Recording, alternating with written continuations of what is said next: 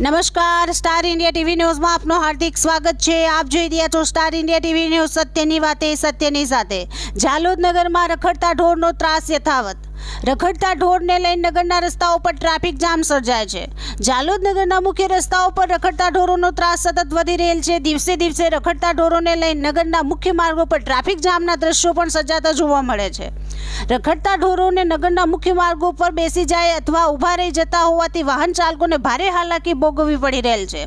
અમુક સમયે તો બે ઢોર લડાતા હોય ત્યારે માર્ગો પર અફરાતફરી મચી જતી હોય છે, તેમજ કોઈ વખત રસ્તે જતા રાહગીર કે વાહનો પણ આનો શિકાર બની જતા હોય છે। દિવસે દિવસે રખડતા ઢોરોનો ત્રાસ વધી રહેલ છે, આ માટે પાલિકા યોગ્ય પગલાં લે તે જરૂરી છે।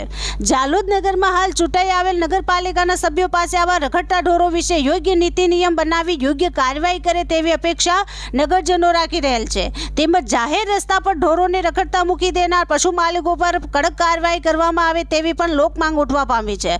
હવે જોવાનું રહ્યું કે ઝાલોદ નગરપાલિકા આ રખડતા ઢોરોને ક્યારે ડબ્બે પૂરવાનું કેમ્પેન હાથ ધરશે। Star India TV news Jhalod reporter Pankajbhai Pandit, જિલ્લા દાહોદ।